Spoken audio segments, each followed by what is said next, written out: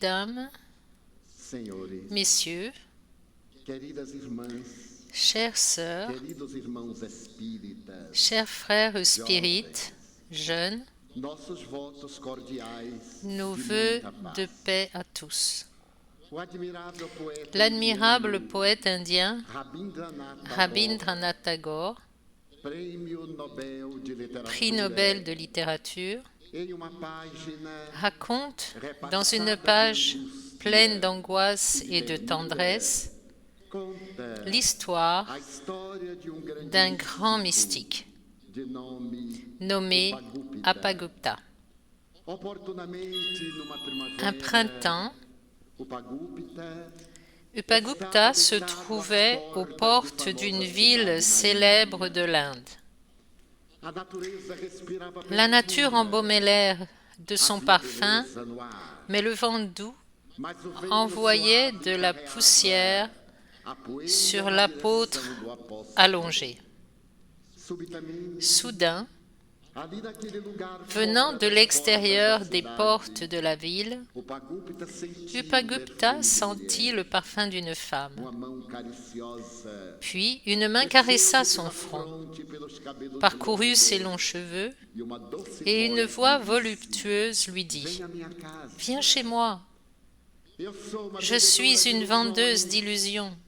e tenho um palacete J'ai une belle formoso demeure aqui perto, où je peux onde te t'héberger. posso hospedar.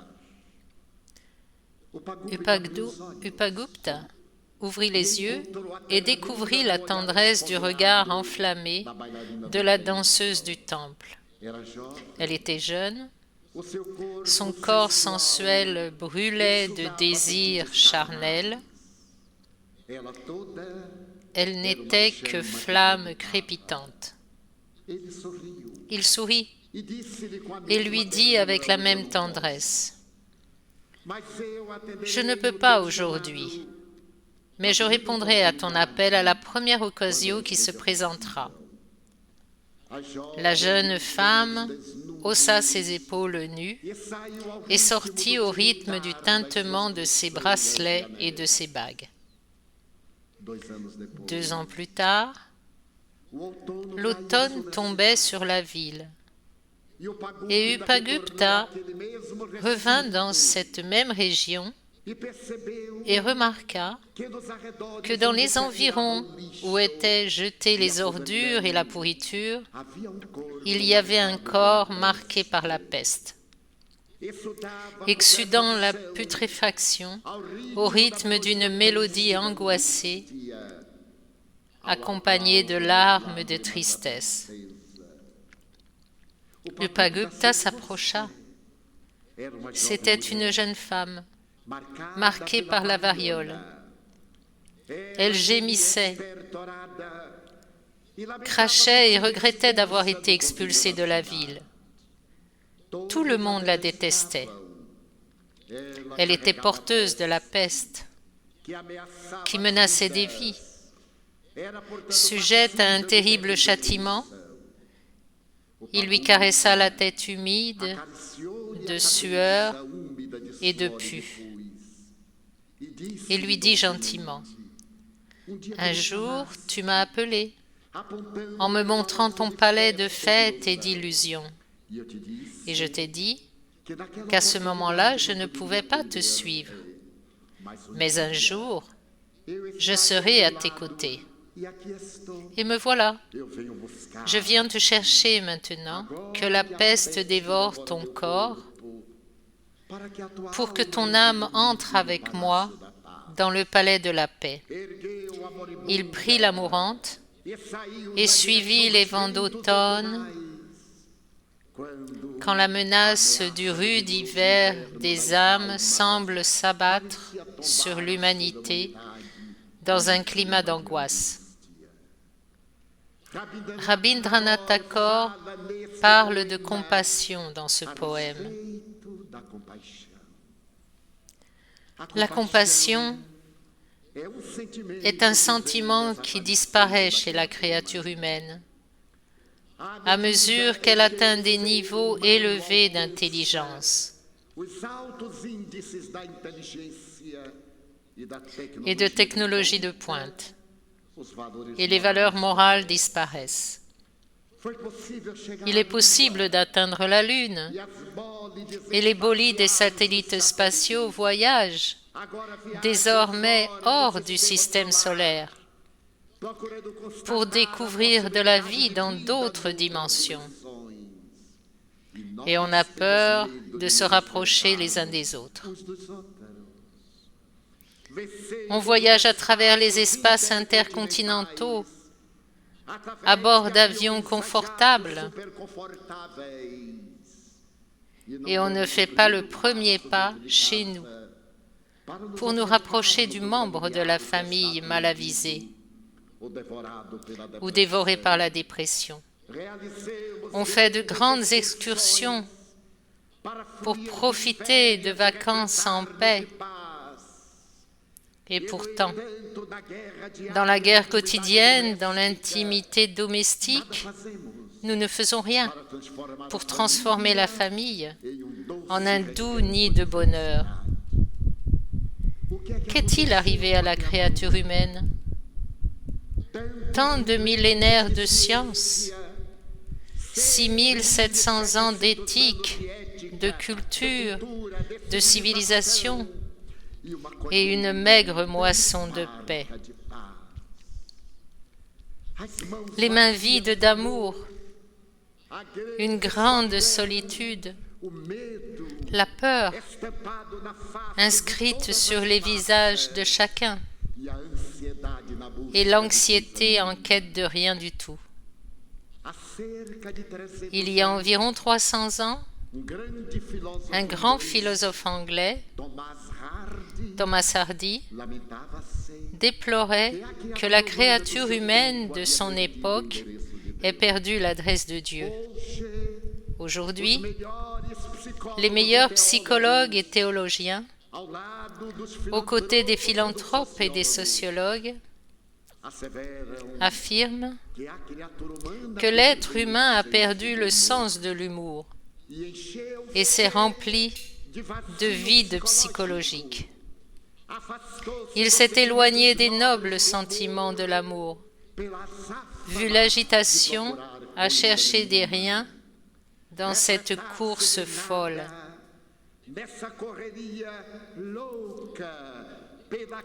Pour des valeurs éphémères qui nous plaisent un jour et ne nous servent plus demain. Nous devrions demander aux chrétiens, qu'avons-nous fait de Jésus? 2000 ans de christianisme et une si petite récolte. Aux États-Unis, les confessions évangéliques et protestantes cumulent le chiffre extraordinaire de 2000. Les religions se multiplient quotidiennement sur terre et la religiosité disparaît de manière douloureuse. Notre culture est celle de l'agression, de la peur, de la ruse, de la malhonnêteté, de la perte des valeurs éthiques et morales. Quand des autorités devraient lutter pour la décence, elles donnent le mauvais exemple de la corruption. Et nous demandons, qu'est devenu l'éthique? Qu'est devenu Jésus? Nous proclamons son nom dans diverses doctrines religieuses, mais sans inscrire son message dans nos sentiments. On se regarde les uns les autres avec méfiance et peur, sans courage d'être les premiers à tendre la main à celui qui meurt dans l'affliction et l'angoisse. Rares sont les Upagupta qui refusent le libertinage, la promiscuité morale, le sexe sauvage et dégradant. Rares sont ceux qui s'émeuvent compatissants face à la douleur. Comme l'a dit Jésus, « Je ne suis pas venu pour ceux qui sont en bonne santé, Mon Père ne veut pas la mort du pécheur, mais la disparition du péché. Mon Père ne condamne pas le criminel, mais s'élève contre le crime. Pourquoi donc? Parce que les religions ne se soucient pas de produire en nous l'illumination intérieure. On mémorise des textes. On a la capacité de se lancer dans des discussions inutiles. On est capable de répéter les plus belles pages de la littérature religieuse. Mais on est dépourvu de tolérance envers ceux qui ne nous comprennent pas, qui ne nous acceptent pas, même si on prêche tous la fraternité, le travail, la tolérance, l'indulgence, de belles théories comme si on était des orchidées inutiles. Le moment est venu de faire un voyage intérieur, de se demander au fond de soi, qu'ai-je fait de ma vie pour me retrouver là? Quel est mon but existentiel? Si je regarde en arrière et observe le chemin que j'ai emprunté, combien de lumière ai-je allumé pour ceux qui viennent après moi? Ai-je construit des ponts ou élevé des murs? Un grand nombre d'entre nous sont des murs qui empêchent le progrès, alors que nous devrions être des ponts qui facilitent l'accès. L'illumination intérieure devient pour nous un besoin incontournable. Et Allan Kardec, le codificateur émérite du spiritisme, se rendant compte de ce besoin du voyage intérieur, interrogea opportunément les esprits supérieurs. À la question 919 du livre des esprits, quel est le moyen pratique le plus efficace pour s'améliorer en cette vie et résister à l'entraînement du mal? Et ils répondirent, un sage de l'Antiquité l'a dit, connais-toi toi-même. Cette affirmation attribuée à Socrate n'est pas en réalité la sienne. Dans l'histoire de la philosophie, on raconte que l'éminent penseur était un jour dans le sanctuaire de Delphes et qu'il entrait dans le temple du dieu Apollon. Quand il a été surpris devant le portique par une phrase extraordinaire, « Connais-toi toi-même ». Cette phrase venue de la Grande Grèce, des philosophes présocratiques, était un grand défi. Car il est facile de connaître les autres, mais il est très difficile de se connaître soi-même. C'est facile de vaincre les autres, conquérir les espaces et les distances, mais c'est une véritable saga, la connaissance de soi. L'autodiscipline, vaincre ses propres imperfections. Et c'est exactement cette réponse que donnèrent les esprits, parrainés par l'apôtre saint Augustin, qui commentait la page en disant « Faites comme moi ». Quand j'étais sur terre, à l'heure du coucher, je me mettais à méditer. Je faisais un examen de conscience. Et quand elle m'accusait d'une erreur, à cause d'un mauvais comportement, le lendemain, j'essayais de me réhabiliter. Et quand j'avais raison, quand j'avais agi avec équilibre, je continuais. Le spiritisme établit alors la clé admirable de l'équation du problème de la créature humaine. la découverte de soi. Le voyage courageux d'analyse des imperfections, car on est victime d'un mécanisme psychologique d'excuse. La faute de nos erreurs est toujours celle de quelqu'un d'autre. Nous pensons toujours que les autres ne nous comprennent pas, qu'ils sont trop sévères, qu'ils sont injustes envers nous. Nous n'avons pas le courage d'admettre que souvent, la situation regrettable est de notre faute et pas de celle des autres. C'est pour cela que la proposition d'illumination intérieure devient indispensable. Grâce à l'apport des sciences psychiques et l'apport admirable du spiritisme, nous savons que nous ne sommes pas matière. La matière est un mortier recouvrant l'être que nous sommes, l'esprit immortel. L'esprit immortel n'est plus une croyance de nature religieuse. C'est une certitude. Dans les laboratoires de recherche, grâce au matériel informatique sophistiqué, réalisé lors des expériences dans les universités. La réalité de Dieu a quitté les pages de la théologie pour se présenter aujourd'hui dans la génétique, la biologie moléculaire, la physique quantique, nous éveillant à des réflexions beaucoup plus profondes, ce qui nous amène à rechercher l'illumination intérieure. Nous nous occupons tant des autres et sommes si peu soucieux de nous-mêmes. Ce qui nous rappelle la parabole des vierges folles, racontée par Jésus, et celle des vierges sages. L'évangile de Jésus a un langage toujours aussi actuel. Il contemple tous les angles de l'histoire humaine.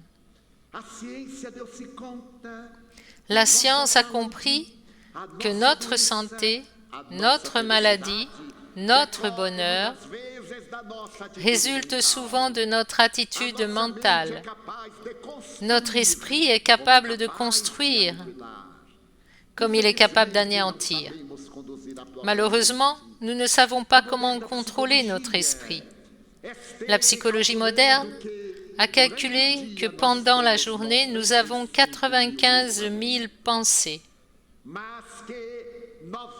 mais que 92 000 sont frivoles, insignifiants, amers, répétitifs et dépensent une énergie incommensurable, simplement pour entretenir nos propres faiblesses. La proposition de rechercher l'illumination intérieure canalisera notre esprit pour que notre bonheur soit possible. Des expériences en laboratoire ont démontré que ce que nous croyons le plus, nous l'attirons souvent. L'éminent psychiatre et cancérologue indien résidant aux États-Unis, le docteur Deepak Chopra, analysant les problèmes de santé, raconte des expériences remarquables concernant l'esprit. Il raconte qu'il avait une cliente qui, chaque fois qu'elle venait le voir pour son examen semestriel, lui disait « Docteur, je suis sûr que j'ai un cancer. » Après les examens probatoires, il lui dit « Non, vous n'avez pas de cancer. » Pendant 20 ans, 2 fois par an, elle déclarait qu'elle avait un cancer. Et pendant 20 ans, il donnait la réponse décevante qu'elle n'avait aucune tumeur maligne. Mais un jour, alors qu'il effectuait les tests, il découvrit qu'elle avait un cancer du côlon, du col de l'utérus. Et lui dit « Naturellement, maintenant, oui, vous avez un cancer. » Alors elle a répondu « Je vous l'avais dit, ça fait 20 ans que vous ne vous occupez pas de moi, depuis le temps que je dis que j'ai un cancer. Et il se dit qu'elle aurait aimé être cancéreuse pour inspirer la compassion. La plupart d'entre nous aiment souvent avoir des problèmes pour pousser à la compassion, quand il faudrait inspirer l'amour. Celui qui inspire la compassion est quelqu'un qui vit un conflit existentiel. Mais celui qui inspire l'amour a trouvé son adresse. En effectuant une autre analyse, il raconte l'expérience d'un collègue qui, après avoir passé le diagnostic, provoqua chez le patient un problème cardiologique qui entra dans un état de dépression profonde et décéda suite au diagnostic. Il n'est pas mort du problème, il est mort du diagnostic. Son esprit s'est chargé de le tuer parce qu'il avait établi le principe selon lequel il n'existait aucun remède à cette maladie.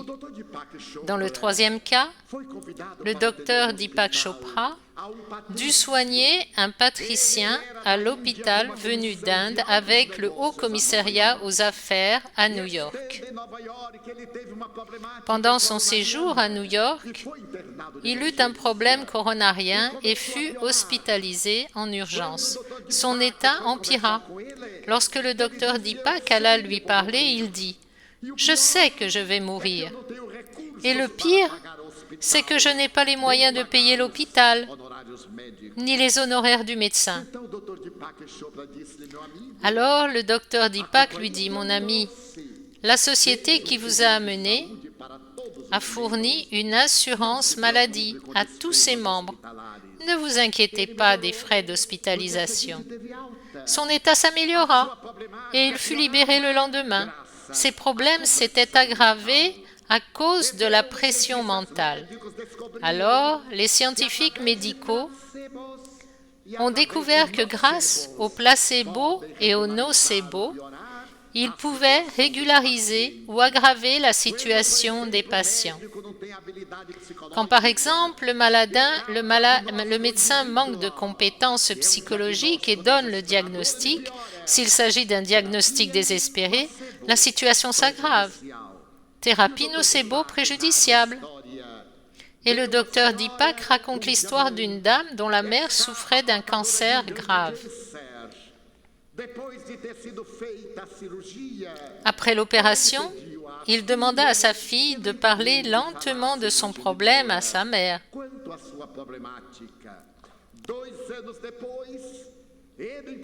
2 ans plus tard, il les a revus.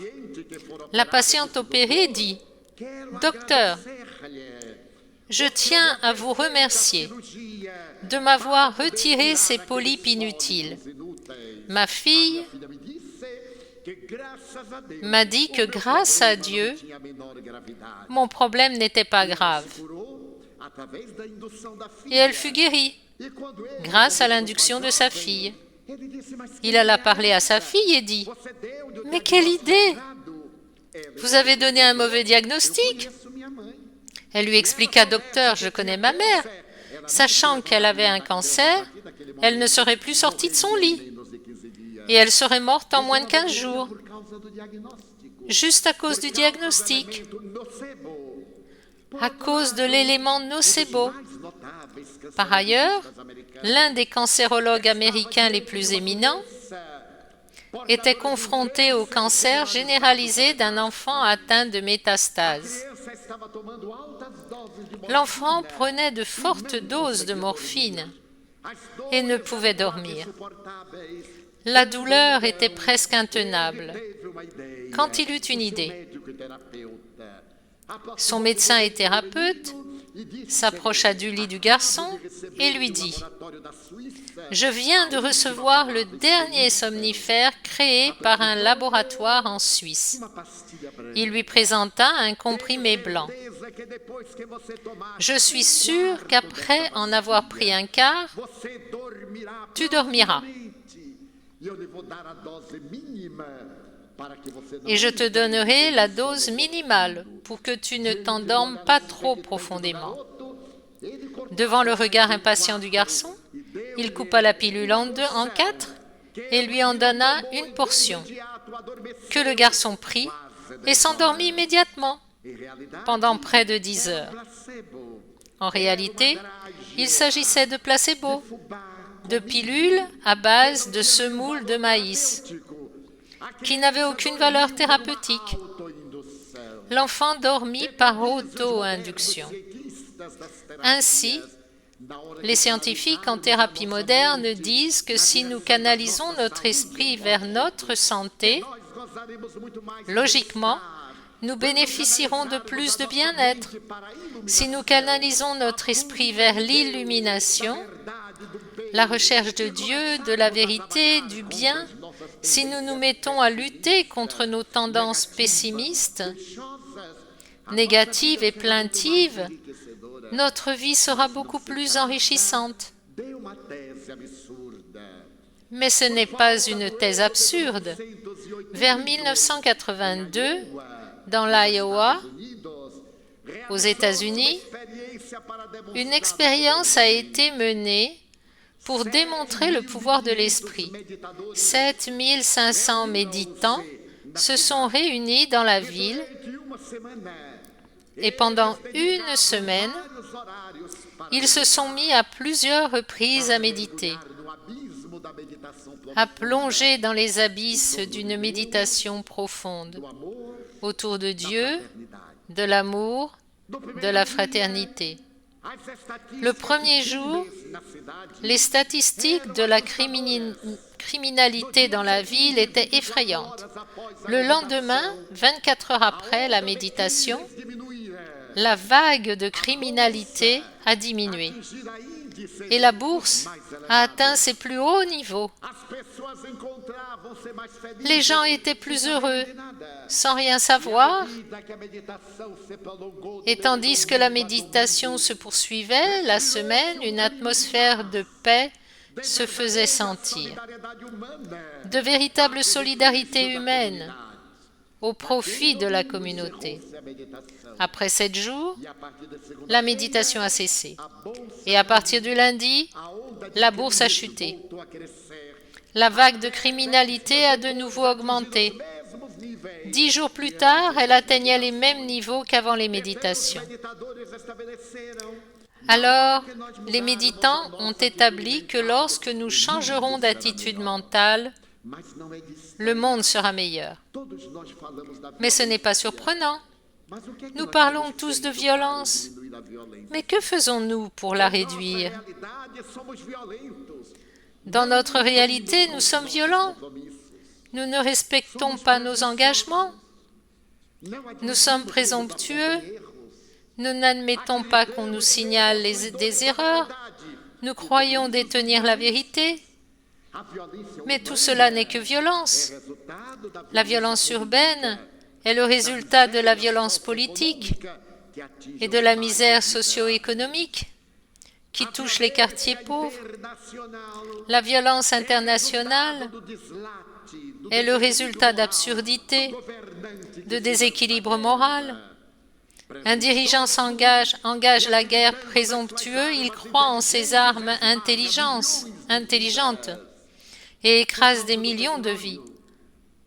À cause du pétrole et de ses ambitions économiques de gouverner, le monde est sous maître d'autres nations. Violence. La violence intérieure éclate. C'est face à toutes ces situations que l'UNESCO a présenté le manifeste 2000 pour la paix.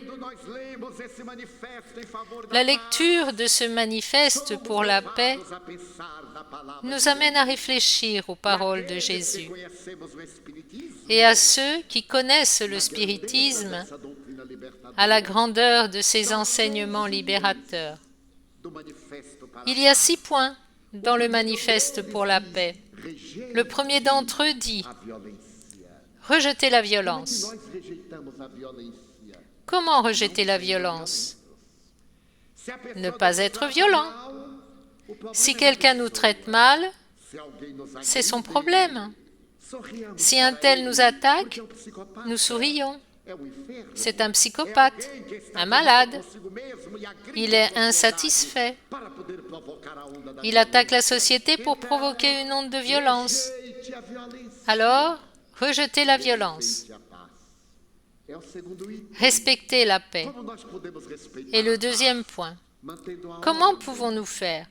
En maintenant l'ordre, en accomplissant notre devoir, en faisant notre part, sans surveiller la vie des autres, ni exiger que les autres fassent ce que nous croyons correct, que chacun fasse sa part, dans le respect de la paix.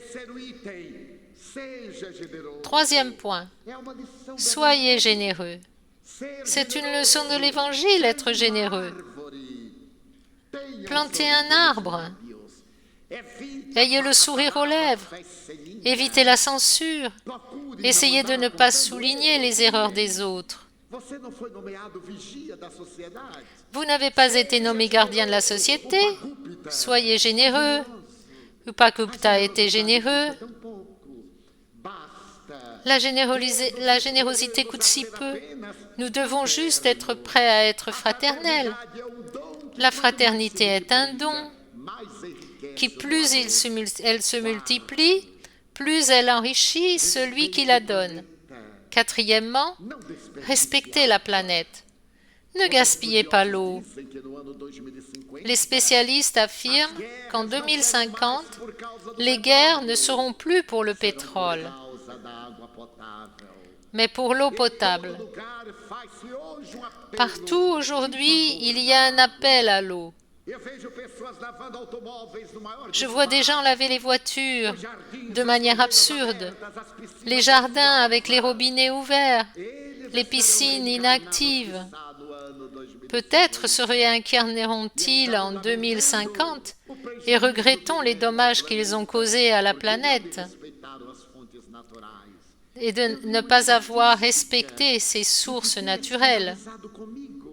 J'ai lu une statistique qui m'a choquée. Cette statistique dit que lorsqu'un homme va se raser et laisse le robinet ouvert, il utilise 100 litres d'eau, alors que pour se raser, il n'a besoin que d'un verre d'eau. Je faisais partie de ces étourdis par ignorance. Je me rasais et je laissais le robinet ouvert, par paresse émotionnelle d'agir, d'ouvrir et de fermer. Je le laissais ouvert, j'avais appris de cette façon, et je le faisais de cette façon, jusqu'au moment où j'ai découvert que je ne respectais pas la planète. Je suis devenu conscient, et je dépense au plus un verre d'eau, laissant 99 litres et demi par jour, de sorte qu'en 2050, à mon retour, au moins, je ne mourrai pas de soif, même si je ne me rase pas.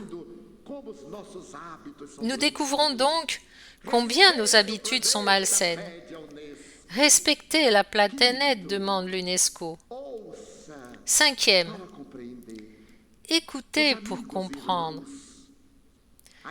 Nos amis ont déjà noté comme nous avons perdu la capacité d'écouter. Aujourd'hui, tout le monde a beaucoup à dire. Nul n'a la patience d'écouter. Si on va voir quelqu'un pour se plaindre de douleur et lui dire « Oh, j'ai mal à la tête », l'autre dit tout de suite « Attention, ça pourrait être un cancer ». Il nous coupe pour ne pas nous entendre. Parfois, on rivalise de lamentations. Il y a comme un championnat. Voyons lequel est le plus à plaindre. Alors que nous devrions organiser un championnat de solidarité. Un ami me faisait remarquer à quel point il faisait très froid à Rio Grande do Sul. Et je viens justement maintenant. J'ai dit, mais j'aime ça. J'en ai assez de la chaleur de Bahia. Alors je viens essayer le froid de la région qui est très agréable. Et un autre me dit, quel froid horrible. Pourquoi horrible? Chaque année, en juin et juillet, c'est le même froid. Et on oublie. Avant-hier, il faisait une chaleur insupportable.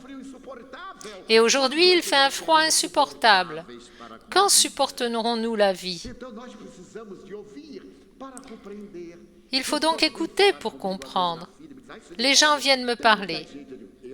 Parfois en faisant la queue, « Oh, monsieur Divaldo, il y a beaucoup de monde, mais je ne suis pas pressé. Mais ce que j'ai à dire prendra du temps. Je ne suis pas pressé. Bon, je laisse ça pour plus tard, un autre jour. Je ne suis pas pressé, mais en réalité, la personne n'a rien à dire, elle veut se plaindre. Et comme elle ne trouve pas de résonance pour être malheureuse, elle dit que c'est pour une autre fois. Et l'un d'eux me dit un jour d'une manière joviale, « Vous vous souvenez de moi ? Plus ou moins. Ah, je suis celui qui vous a dit il y a 40 ans que je n'allais pas vivre longtemps. » Je l'ai regardé et j'ai dit, « Mais vous deviez être jeune à cette époque. » Oui, j'avais 20 ans, réellement. À 60 ans, c'est un peu différent. Eh bien, nous avons perdu l'art du dialogue. C'est si agréable de rencontrer quelqu'un et de lui demander « Comment vas-tu » ? Super bien. Nous voyons notre partenaire et lui demandons « Comment il va ?» Ça ne pourrait être pire. Tu es arrivé à un moment terrible de ma vie. Mais depuis que je te connais, c'est terrible. Comment arrives-tu à survivre? C'est l'habitude d'être malheureux. Il faut créer une illumination intérieure pour diffuser la lumière de l'évangile de Jésus à travers le verbe aimer. Et l'UNESCO propose un 6e thème, redécouvrir la générosité. Notez qu'on dirait les textes de l'Évangile, retrouver la générosité. Nous sommes devenus, du moins à la majorité, si mesquins. Nous discutons de misère. Nous débattons de choses insignifiantes. Quand on pourrait retrouver la solidarité, il n'y a pas si longtemps, quelqu'un a été très malhonnête avec moi. J'ai perçu sa malhonnêteté. Il m'a regardé et a pensé que je ressemblais au type maladroit du magazine Mickey Mouse. Puis m'a dit, « Je ne vous trompe pas, n'est-ce pas ?» J'ai dit, « À vous de voir. » « Mais je suis une personne honnête, n'est-ce pas? À vous de voir. Si vous avez des doutes, ce n'est pas moi qui vais vous convaincre. » Puis, il me voilà dans l'opération qu'il menait. Quand il eut fini, il me dit, « Vous pensez que tout va bien? Moi, je ne comprends pas. À vous de voir. » Bon, vraiment, je vous ai volé. Je vais le rendre. J'ai dit, « À vous de voir. » Comme il est difficile de retrouver la solidarité. J'étais à l'aéroport d'Atlanta, aux États-Unis, il y a 3 mois.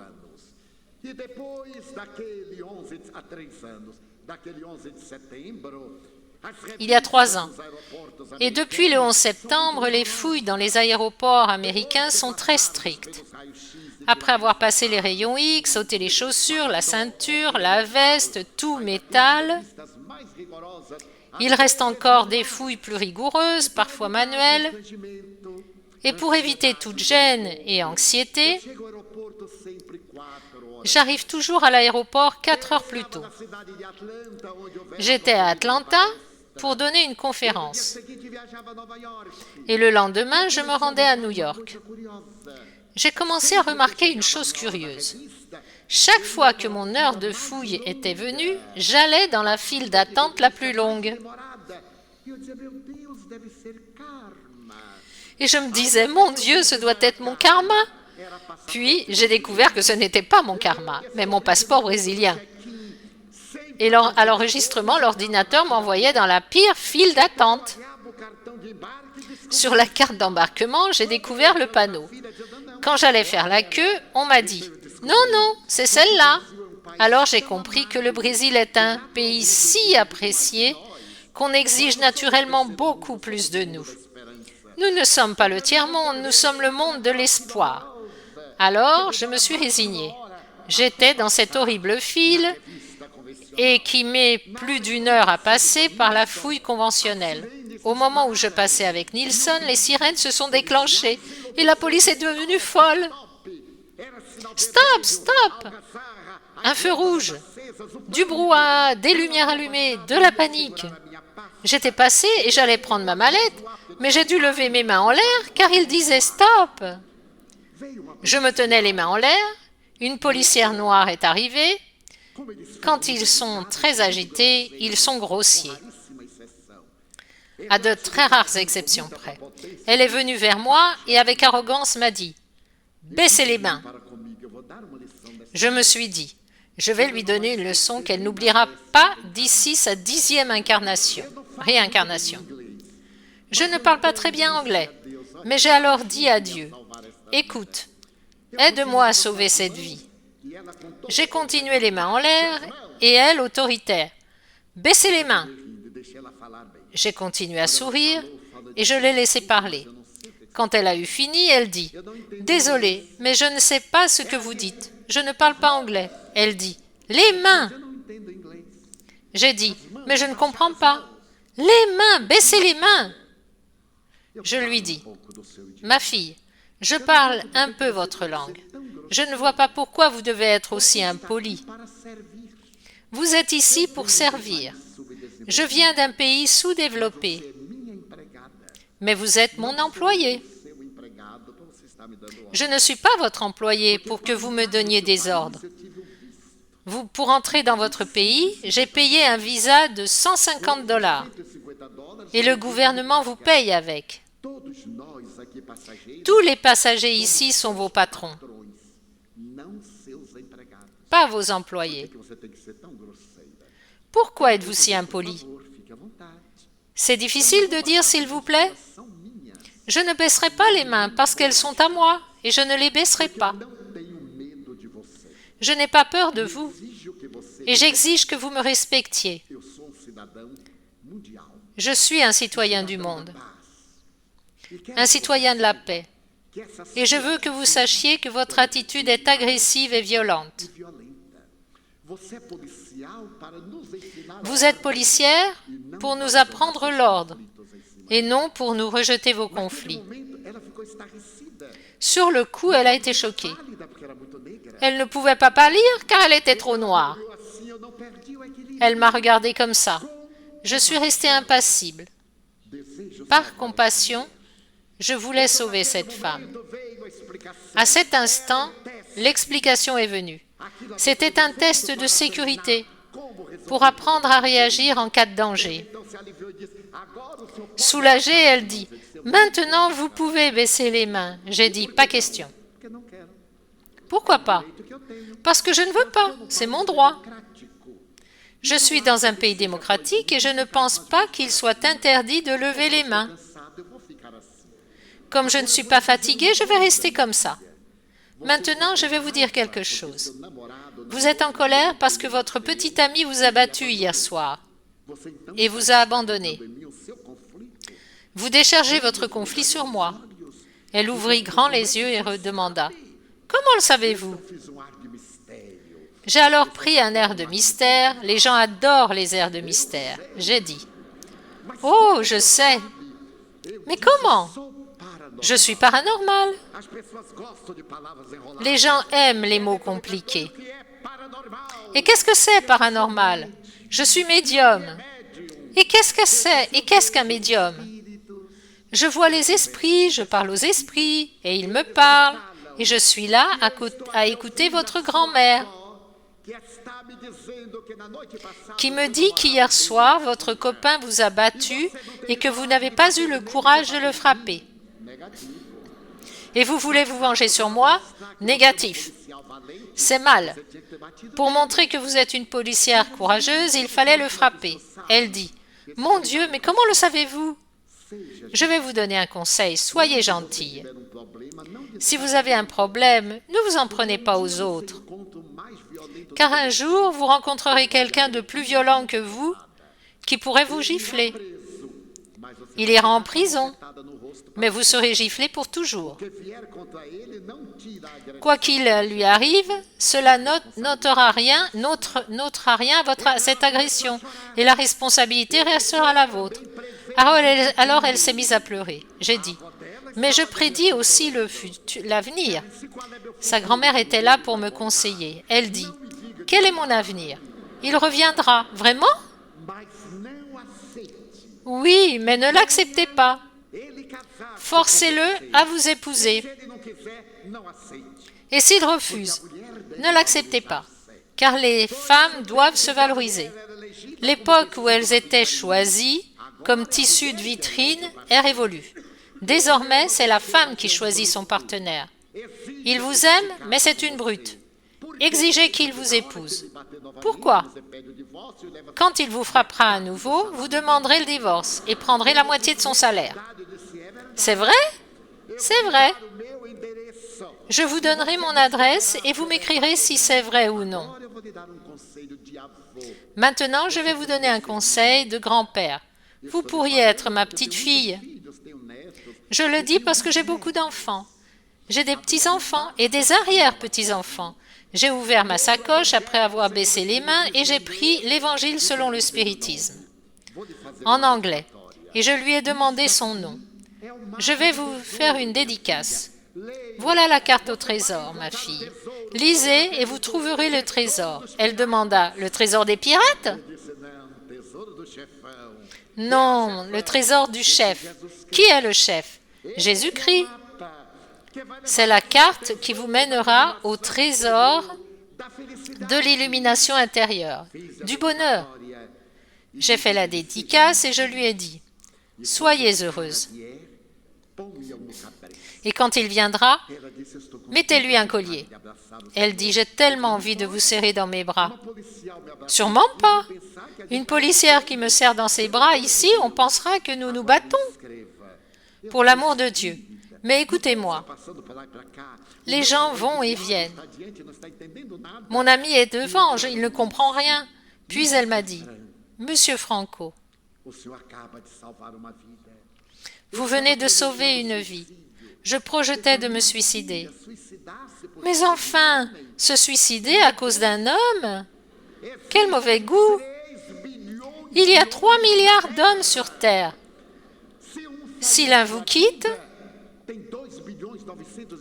il reste 2 milliards 9 millions 999 999 unités. Puis elle dit, mais comment en trouver un? Allez voir un match de football? Mais je ne comprends pas.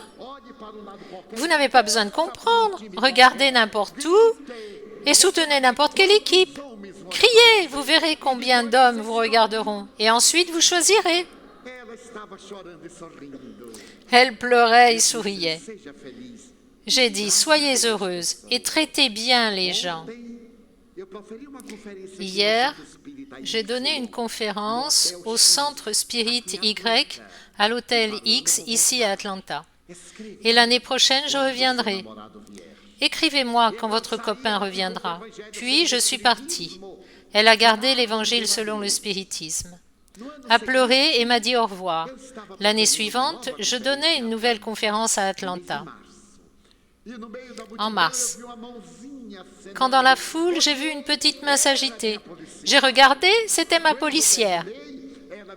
Une fois fini, elle m'a dit, « Monsieur Franco, je suis contente que vous m'ayez parlé de votre conférence. » Elle m'avait écrit que son petit ami était revenu, qu'il s'était marié et qu'elle était en sécurité.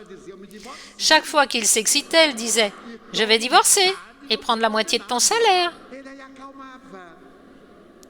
Alors il se calmait. Donc, dès le lendemain, j'étais dans la file d'attente quand ma policière est arrivée en civil. Et son copain, aujourd'hui mari, discrètement habillé, un pantalon bleu, une veste marron, un chapeau vert, une radio. Il flottait dans les airs et elle dit « Chérie, voici Monsieur Franco. » Il mâchait son chewing-gum et dit « Bonjour ». J'ai dit « Bonjour ». Puis elle m'a serré dans ses bras et a dit « Monsieur Franco, venez à la file des diplomates. » « Mais pourquoi? Vous êtes un diplomate de la paix. Mes collègues attendent. » Elle m'a emmené, j'ai passé un autre rayon X. L'un m'a regardé, un autre aussi. Elle a fait un signal et m'a dit « Je fais une campagne pour que nous soyons solidaires les uns envers les autres et prenions soin de tous les passagers. Elle ouvrit son sac et en sortit l'Évangile selon le spiritisme, la carte au trésor. Il faut donc redécouvrir la solidarité. Ça coûte si peu. L'illumination intérieure est donc une réalisation à accomplir grâce à la réflexion mentale. Gardons chaque jour quelques minutes, 5 minutes, pour prendre soin de notre lumière intérieure. Nous qui vivons sans cesse en quête de choses, n'oublions pas le plus important, notre lumière intérieure. Le spiritisme prouve qu'après la mort, il y a la vie. Nous continuerons tels que nous sommes. Il n'y a pas de transfert du diable à l'ange, de l'individu au saint. Chacun se réveille tel qu'il s'est endormi. Il faut donc s'endormir riche de messages, de tendresse, pour que la terre devienne meilleure et atteindre aujourd'hui notre plénitude. La réflexion, la méditation, la prière, l'action de fraternité, l'action du bien sont nos cartes directionnelles pour que nous puissions trouver le bonheur et œuvrer à un monde meilleur. Le célèbre généticien comportemental, le docteur Dean Hammer, après avoir étudié les gènes humains, après avoir décodé le génome humain, a réussi à trouver le gène de Dieu. Le spiritisme dit que nous portons l'essence de Dieu, l'essence divine. Maintenant, la science génétique identifie le gène porteur de Dieu, car il vient de la divinité. Le docteur Dean Hammer l'a identifié comme VMAT2. Ce gène intègre la présence de Dieu en chacun de nous. La croyance en Dieu est donc un phénomène héréditaire, génétique, naturel, depuis l'homme primitif lorsqu'il relevait la tête et craignait le ciel, ce qui a donné naissance à la foi religieuse, jusqu'à aujourd'hui, car on peut penser à Dieu sans les formulations anthropomorphiques des traditions. Il démontre ainsi que Dieu est en nous. Comment l'affirmait le psychologue William James, la religiosité est intérieure et la religion est extérieure. Nous adoptons une religion selon des facteurs sociaux, éducatifs et mésologiques.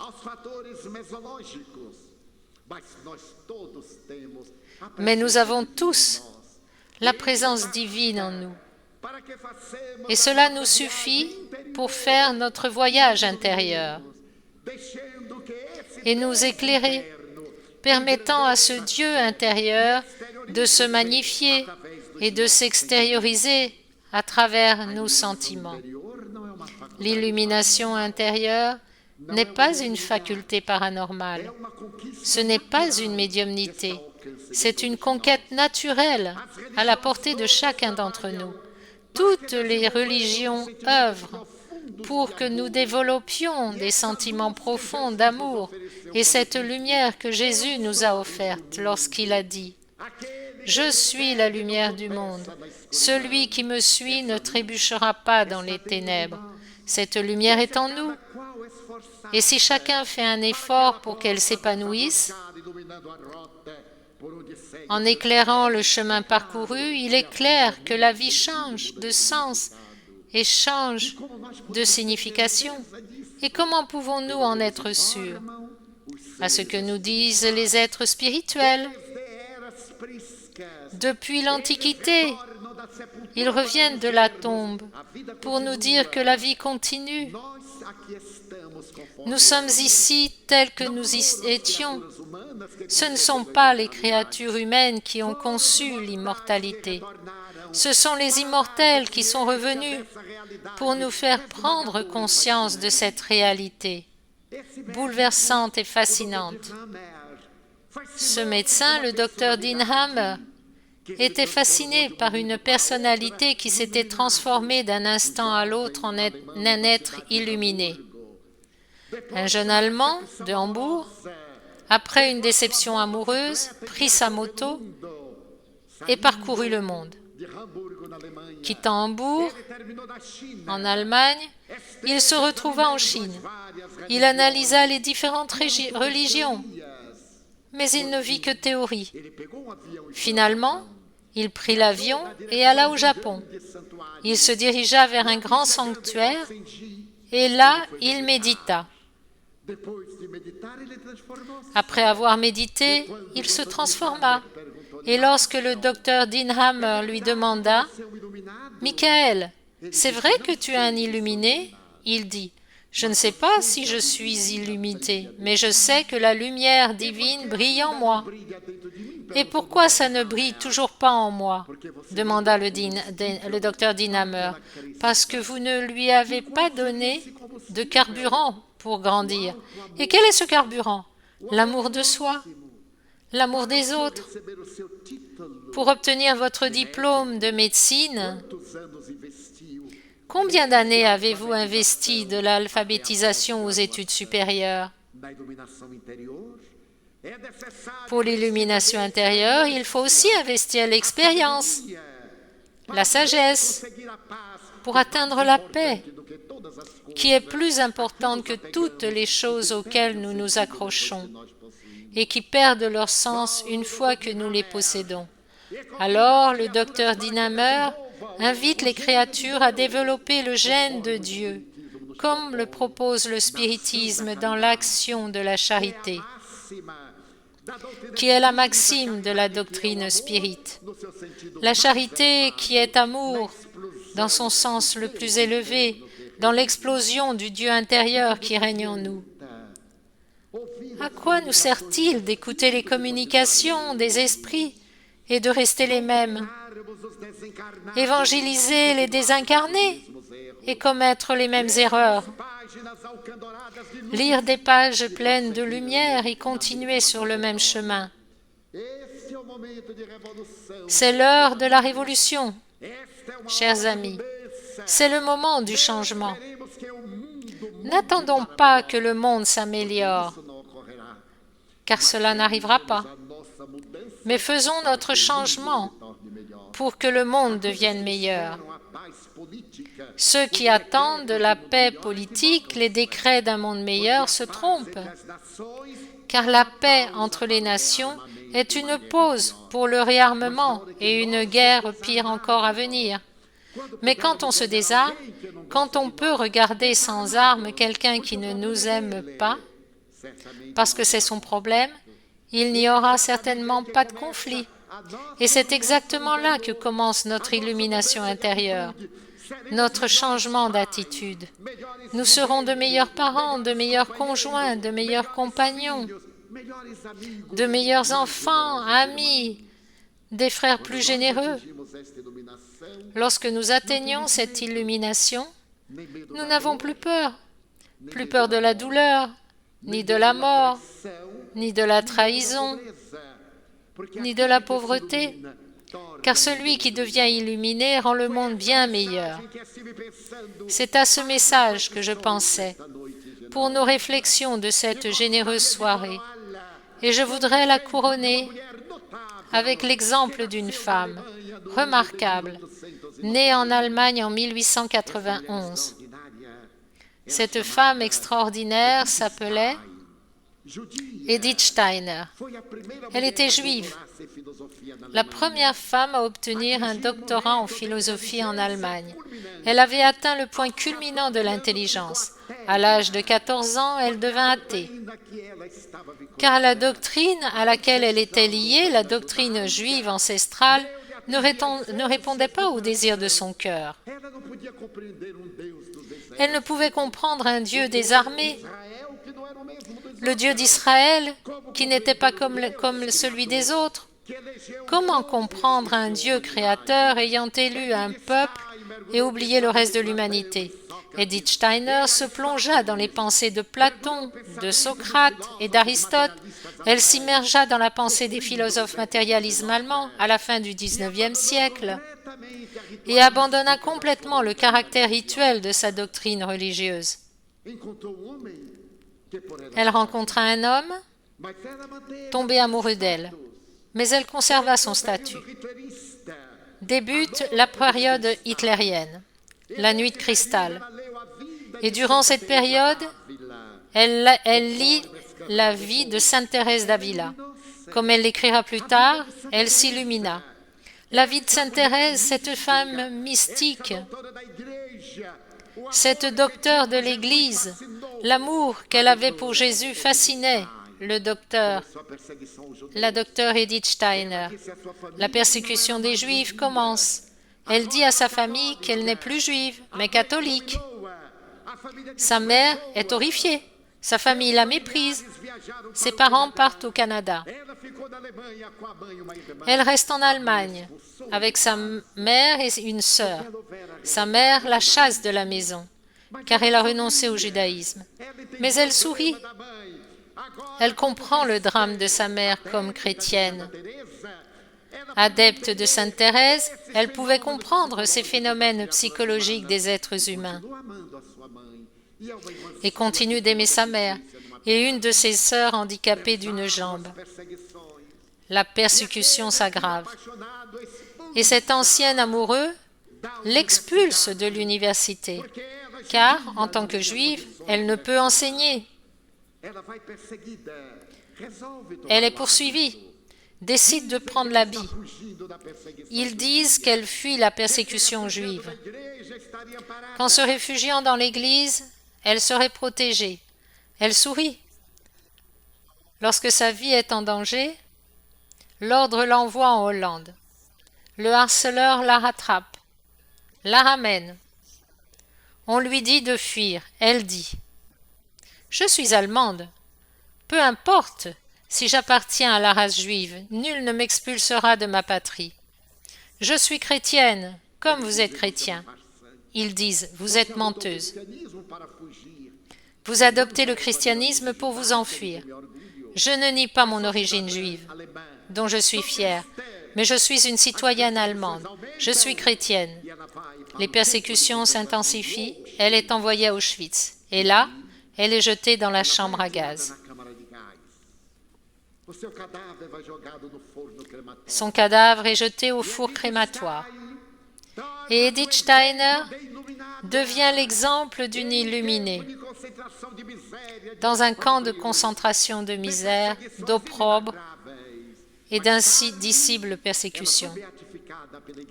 Elle a ensuite été béatifiée par l'Église catholique. Elle a été sanctifiée et est la première sainte, après Marie très sainte, dans le calendrier juif, parce qu'elle a eu le courage de s'éclairer. L'idéal ne serait-il pas que chacun de nous cherche aujourd'hui à s'éclairer? Si on faisait un voyage intérieur et qu'on se demandait ce que Dieu attend de nous. Les heures passent, la vie biologique se décompose et la désincarnation approche. Aussi loin que cela semble, c'est toujours très proche de nous. Mais l'important n'est pas là. L'important est de vivre heureux à chaque instant de notre vie. Avec l'illumination dans la douleur, nous avons un but. Dans la joie, le but. Dans la satisfaction, le même but. Dans le malheur, le but. Car nous sommes des êtres immortels. Rien ne nous détruira, comme Jésus a dit.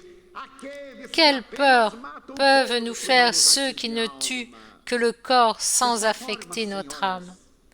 Ainsi, mesdames et messieurs, chères sœurs, chers frères spirites, jeunes,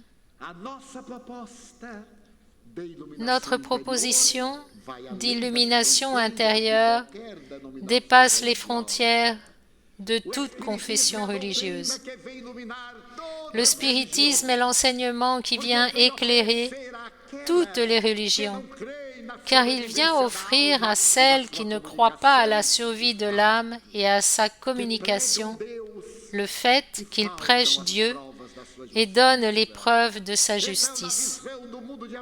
Ainsi, dans la vision du monde de demain, lorsque nous nous donnerons la main avec l'illumination, nous mettrons fin aux plaintes et aux réclamations et dirons « Mon Dieu, je veux chanter mon aphasie, je veux te parler de la beauté de ma gratitude pour le bonheur de vivre que je ressens.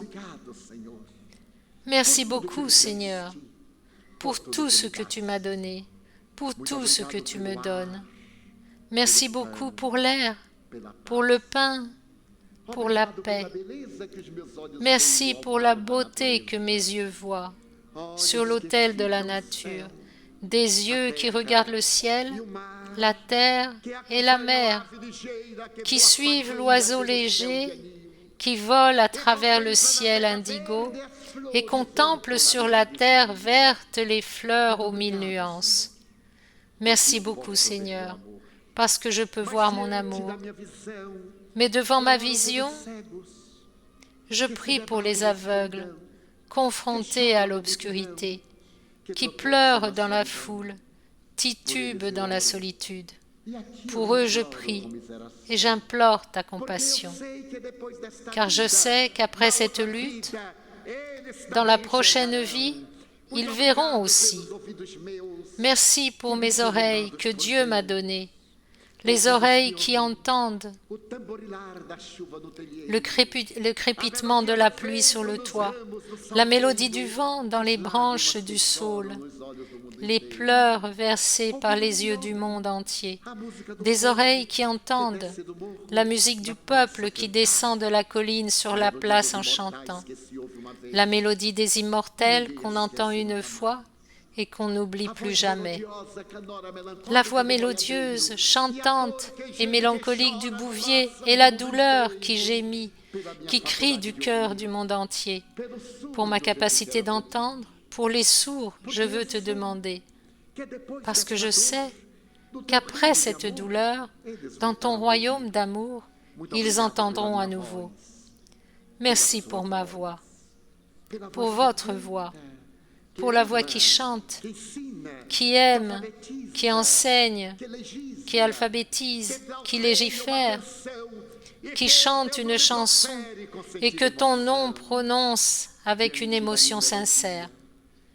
À l'écoute de ma mélodie, je veux prier pour ceux qui souffrent d'aphasie, ceux qui ne chantent ni la nuit ni ne parlent le jour. Je prie pour eux, car je sais qu'après cette épreuve, dans leur nouvelle vie, ils chanteront. Merci pour mes mains, mais aussi pour les mains qui labourent, qui sèment, qui abritent, des mains de tendresse qui libèrent de l'amertume, des mains qui serrent des mains de poésie, de symphonie, de chirurgie, de psychographie, pour les mains qui soignent la vieillesse, la douleur, le manque d'amour, pour les mains qui bercent sans crainte le corps de l'enfant d'autrui, et pour mes pieds qui avancent sans se plaindre, merci beaucoup Seigneur, car je peux marcher. Devant mon corps parfait, je veux te louer, parce que je vois sur terre des infirmes, des amputés, des mutilés, des paralysés qui ne peuvent bouger. Je prie pour eux car je sais qu'après cette expiation, dans la prochaine réincarnation, ils marcheront. Merci beaucoup enfin pour ma maison. C'est si merveilleux d'avoir une maison. Peu importe si c'est une villa, un triplex, un appartement de luxe, une demeure, une cabane, un nid, une baraque de douleur, un bungalow, quelle qu'elle soit, mais où il y a la présence de l'amour, l'amour d'une mère, d'un père, d'une femme ou d'un mari, d'un enfant ou d'un frère, la présence d'un ami, de quelqu'un à qui donner la main, parce que c'est très pénible de vivre dans la solitude. Mais si je n'ai personne pour m'aimer, pas même un toit au-dessus de ma tête, ni un lit pour m'allonger, je ne me plaindrai pas. Au contraire, je chanterai. Merci Seigneur, parce que je suis né. Merci Seigneur, parce que je crois en toi. Pour ton amour, merci Seigneur. Pour votre attention, merci à tous.